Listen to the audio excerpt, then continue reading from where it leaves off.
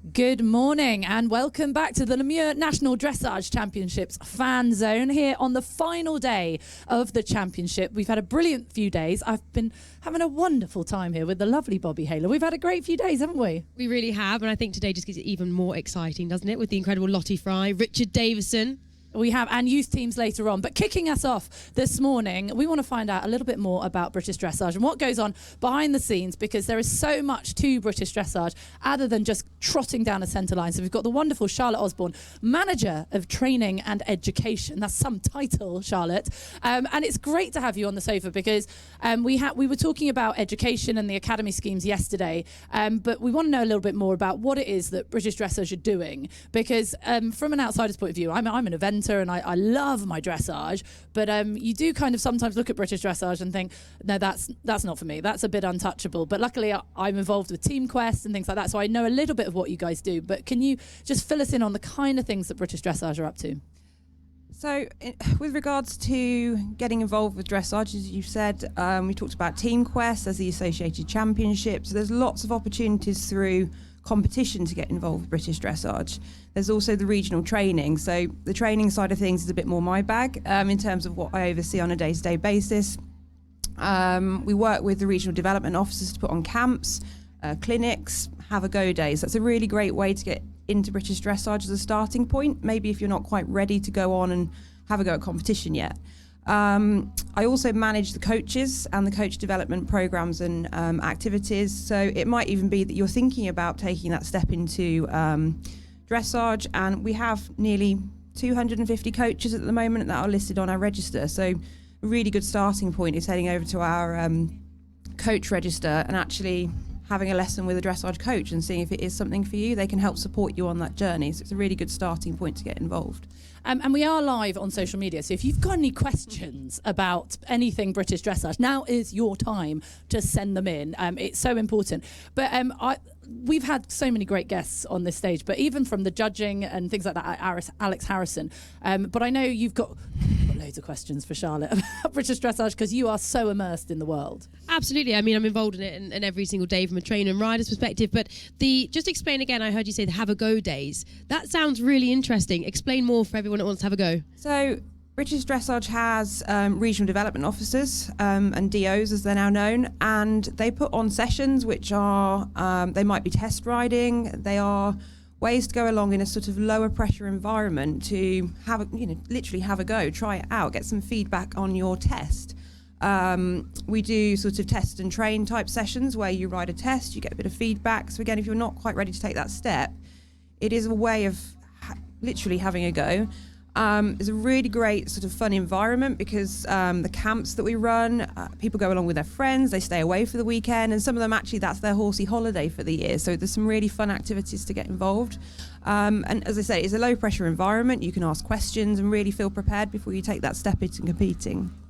I mean, I'm not a dressage rider. We've all got to this. I know a lot about dressage, but I don't ride down that centre line. But I actually find that when I do the dressage stage of eventing, I find it more nerve-wracking than the actual cross-country section, and because it's that bit where everyone can watch you. It's very you're in the hands of that judge. Mm-hmm. So this sounds actually like something I should be probably doing, because I'm guessing for just a confidence point of view, these kind of training and learning and days are brilliant for that. Yeah, absolutely. And I mean, in terms of the dressage, I think I was exactly the same. I used to work in racing actually, and got a racehorse that I wanted some help, schooling up, and I started to have a go at dressage, and I used to love charging around the cross country and jumping things. But then that sort of level of scrutiny you have when there's somebody watching your every single move, that can actually be quite intimidating. But judges are there to actually help people get better. And we've recently, over the last 3 years, redeveloped the Judge Education Project. So really looking at the way that we are educating our judges to make sure that they are giving people positive feedback. It's encouraging, because although people are competitors, they're also customers. So they need to come away feeling like they've had a good experience. And it's also pointing them in the right direction to get better. Yeah. So that's something else that's obviously very different from the other elements of eventing, because you're just sort of charging around. But it's that's all you're doing. You're just charging around. Charging around, having a lovely time. Exactly what I'm doing. My horse wears me and just heads off, even in the dressage stage. And I think as well, the biggest thing for everyone that's listening, there really is now something for everybody in the BD world, isn't there? Yeah, absolutely. As I said, we talked about the competition elements of the training, but there's so much more that people can do within dressage now. It doesn't have to be about competing.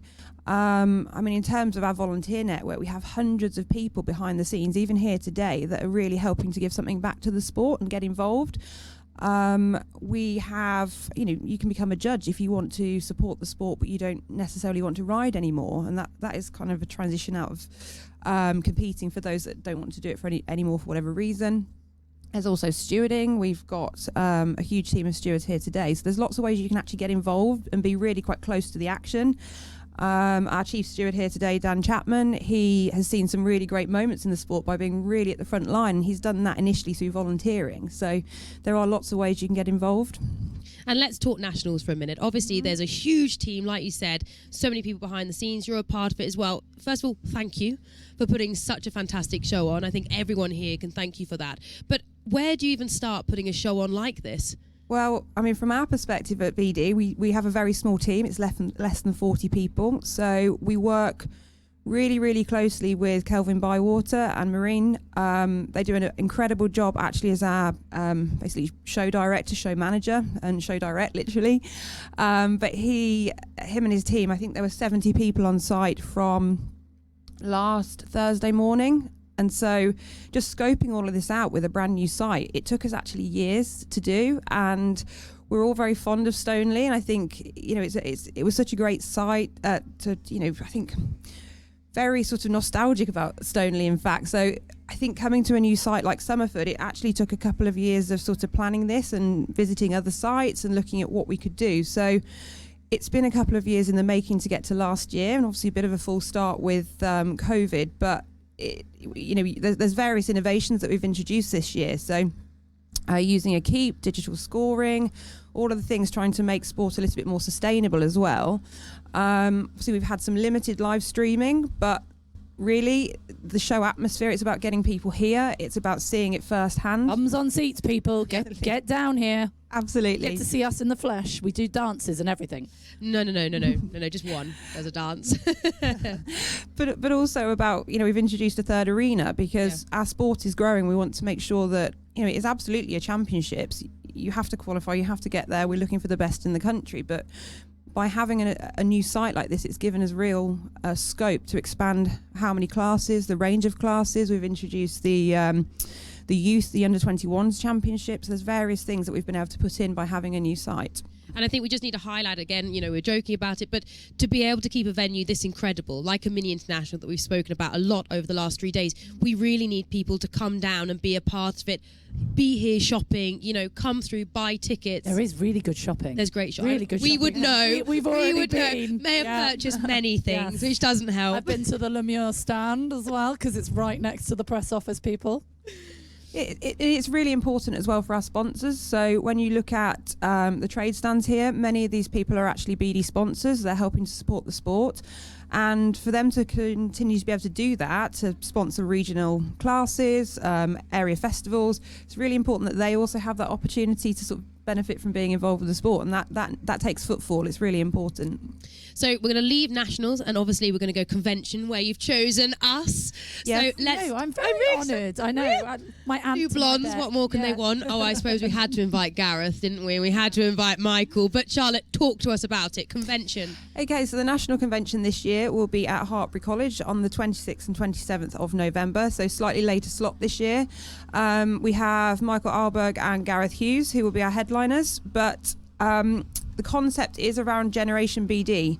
So obviously both of them are pretty renowned sort of dynasty families, if you like, now with Ruby's success recently, and obviously Ferdy having done the convention before. So that's kind of the overview, if you like, of and the concept. But what we're really looking about is also the future of BD. Yeah. So there'll be sort of guest presenters dropping into that, which will be talking about breeding of horses, bloodlines, and again that sort of succession. We'll also be looking at sort of future training techniques, innovation in sport, and how that can help to develop our future training. So it's that sort of where we've got to now and then beyond. And I have to say, I've worked with Michael a few times, but Gareth a lot, and I've filmed with him a lot, and he has this incredible way. So if you're watching this and thinking, do you know what, the convention's a step too far for me, I'm not at that level, utter rubbish.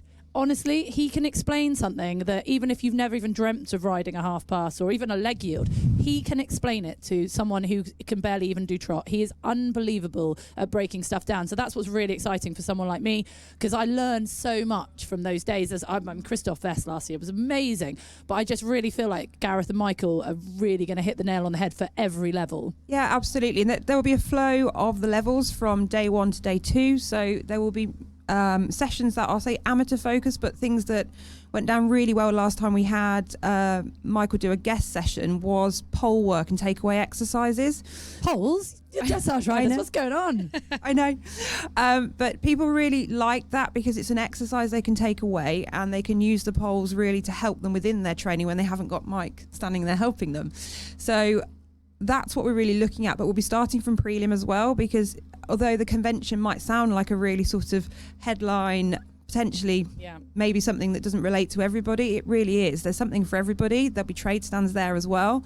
There'll be drop-in sessions. There'll also be some theory sessions that people can drop into. So lots of things. So we've got sports psychologists.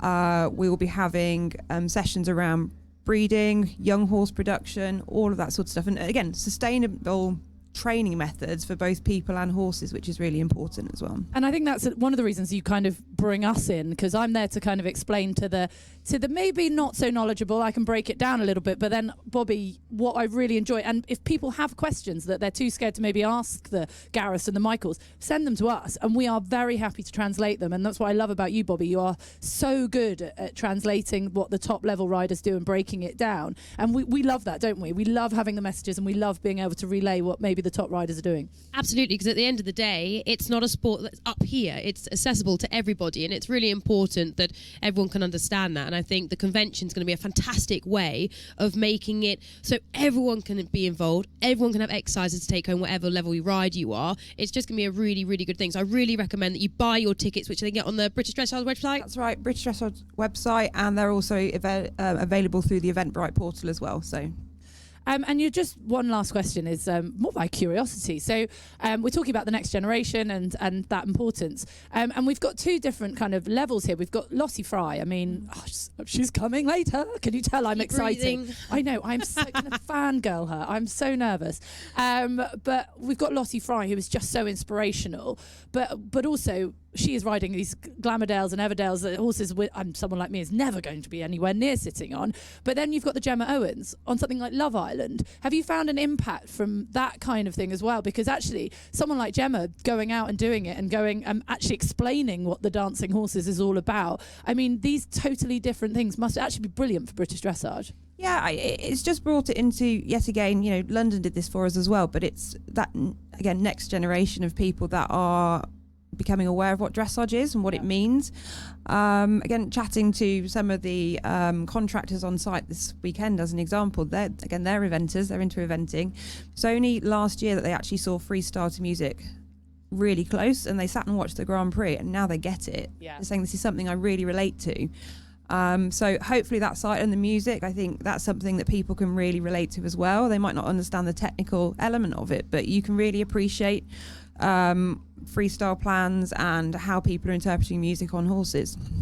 Right. Well, I know you're very busy because you are actually here working, so we can't drag you onto our stage all day. But do make sure you look for tickets for the convention, because it's going to be absolutely brilliant, and I promise we will behave. Well, no, I can't actually promise that. But make sure you stay tuned, because we have so many great interviews coming up on social media. Make sure you like, share these videos, and we've got Richard Davison up next. And apparently I'm under strict instructions to try and make him cry. So find out what that's about. But Charlotte, thank you so much for talking to us. You. And good luck for the last day here at the Nationals. Thanks very much. Thank you.